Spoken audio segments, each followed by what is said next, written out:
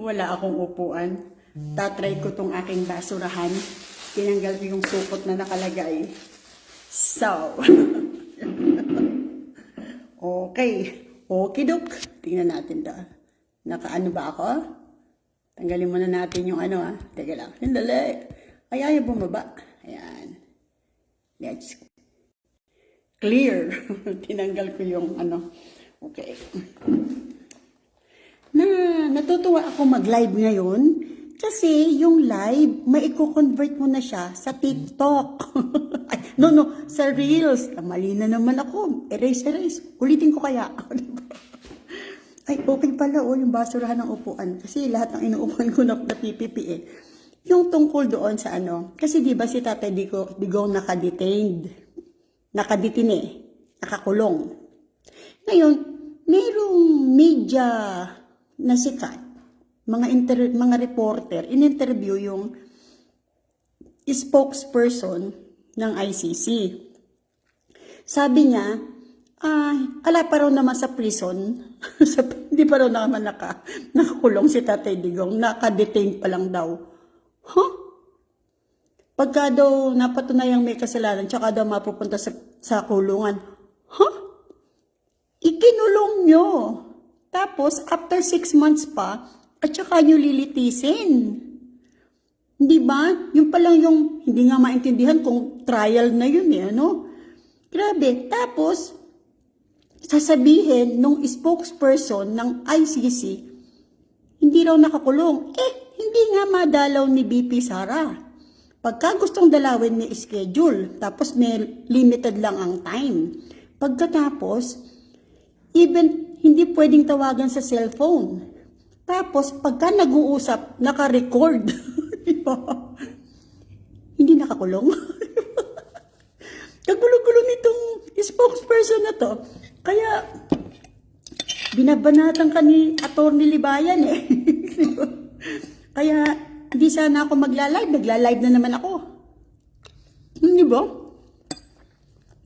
Grabe itong... Tapos ang tawag sa kanila maraming tumatawag sa ICC na BULOK, as in, Lokbu. Di ba? Grabe. Ano yung pagkakaiba nung nasa prison at nasa detention cell? Pareho yun, hindi ba? Wala kang kalayaan. Lahat may oras. Hindi ka pwedeng basta makita. Lahat na ipinapasok na gamit, sinicheck. Pag ayaw nila, kinukuha. Binabalik sa iyo, sa nagdala. Tapos, walang kalayaan. Tapos, hindi daw yun nakakulong. Hello? Hindi ba? Nakakatawa talaga kayo. Tapos yung sinasabi ninyo na hindi kayo ang nagpahuli, hindi raw sila eh. Ano daw eh, yung daw Pilipinas ang nagdala kay Tatay Digong sa ICC. Hindi daw sila. Isinurrender daw ng Pilipinas, ng Philippine government. Grabe, no? Tapos eto, problema pa. Gumawa ng executive order si President Trump na lahat ng makikiisa sa ICC ng mga kaalyado nila magkakaroon ng problema. Yung bansa, paano tayo? Ipiprease daw yung mga asset ng bansa na mapapatunayang nakikipag-isa sa ICC. Kasi kumawala na nga ang di ba, ang Amerika? Ay hindi nila nakuhang member ang Amerika at saka yung ibang bansa. Bagkus, sinampahan pa ng reklamo. Kasi ang dami daw nagre-reklamo. Pero itong administrasyon ng Philippines, grabe, isinurrender si Tatay Digong. Tapos, ngayon, ikinakanta sila ng ICC. Hindi sila ang naggawa nun. Bagkus, yung Philippine government, lagi silang nakiki-coordinate sa ICC para dakpin si Tatay Digong. Pero dahil hindi na member ng ICC ang Pilipinas, kaya hindi nila magawa. Kaya ang ginawa, surrender. Hinuli ng PNP police. Dumating from Hong Kong dahil may mga puting ahas na nagchuchuchu, nagre-report, dadating si Tatay Digong ng ganitong oras, ganitong time. Abangan nyo na. So, inabangan sa NAIA Terminal 3. Hinuli siya, dinala siya, parang talagang puro sapilitan eh. Kinulong. Kinulong doon sa isang kwarto. Tapos nagkaroon ng mga sagot-sagutan. Tapos, inapra-apra ni PNP General Torre yung pag-aresto.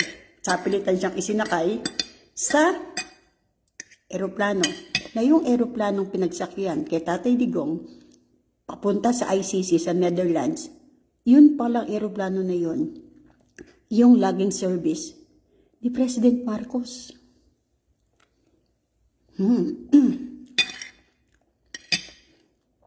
Philippines, ikaw yung bumayad dun.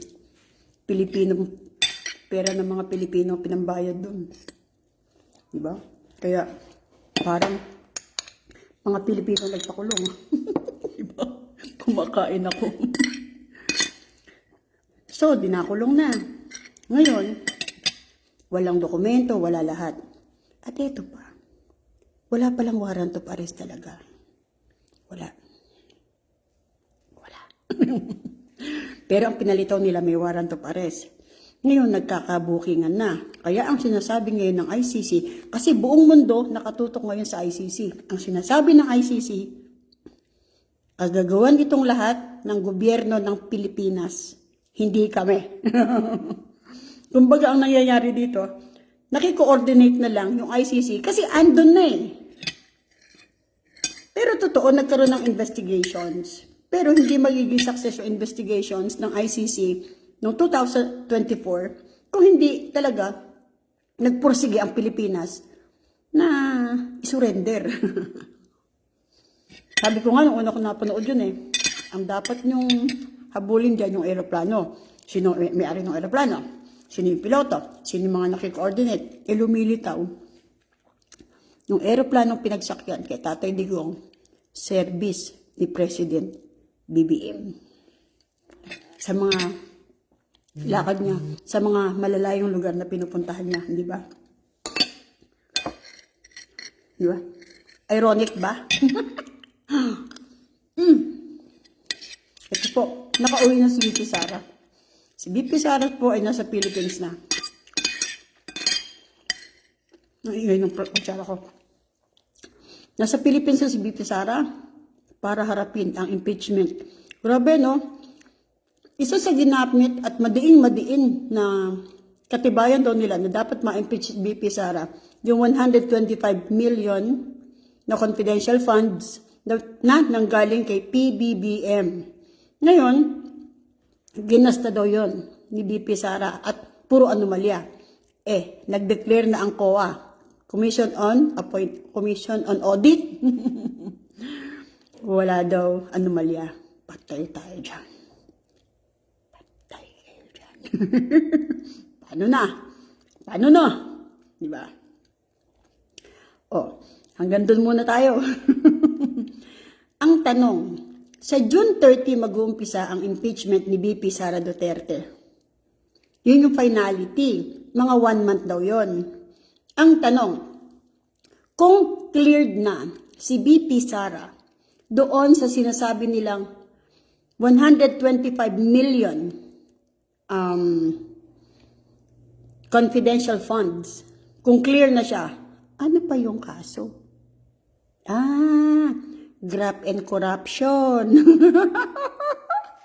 Diba? Ano pa nga sinasabi? Binastos daw yung constitution. Ano pa nga sinabi? Diba? Marami. Pero, alam nating lahat, hindi gumagawa o hindi nagpapabaya sa trabaho niya si Vice President Sara Duterte. Lumigay na naman ako, sorry po. During the time na nagkumakandidato ang BP Sara at saka Marcos, I supported Marcos. Full support. Kasi, naniniwala ako merong second chances ang lahat. Ang problema, bakit in spite of the fact na binigyan ka ng second chance, nagkaroon ka ng magandang oportunidad para ayusin yung nakakabit doon kay tatay mo, bakit mas worse? Diba? Diba? Huwag magagalit. Huwag magagalit. Diba? Sabi ko nga at lagi ko sinasabi, yung comments, magkaiba, comments or reactions, kaiba doon sa ad hominem. Ang ad hominem po bira ka ng bira doon sa tao, kahit tama siya, bira ka ng bira, ginagawa mong mali yung tama niyang ginawa.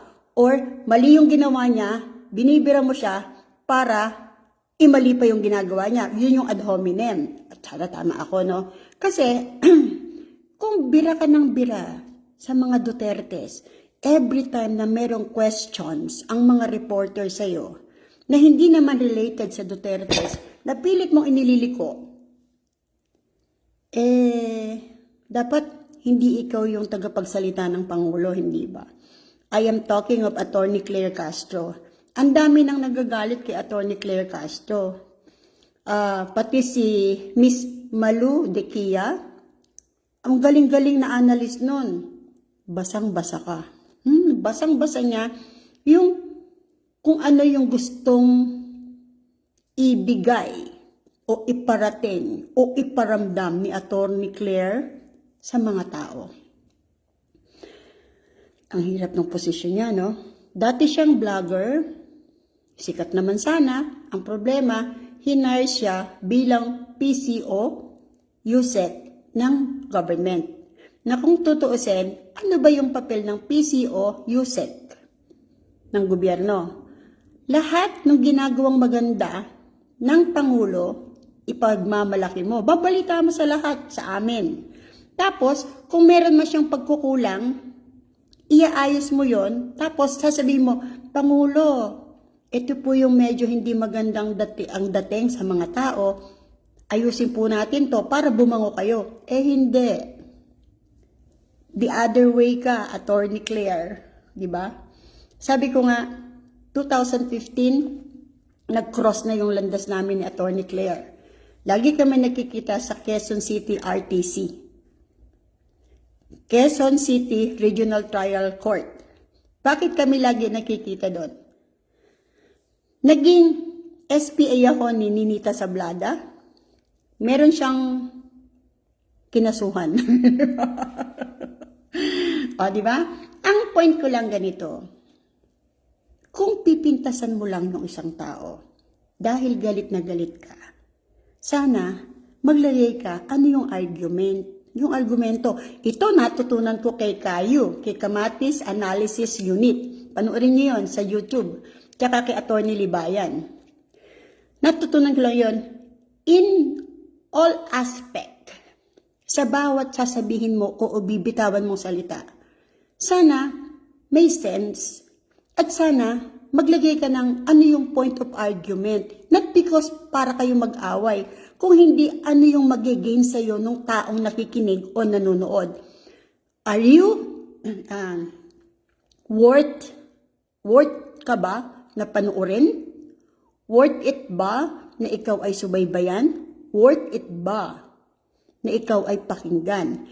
Kasi kung ang puro gagawin mo ay puro salita at sisiraan mo lang yung mga tao, parang hindi ka pa dapat pakinggan, hindi pa. Yun lang po yung akin. Kasi one time, alam ko, iniisa-isa na ni attorney yung mga nagsasabi na you're not on the right path.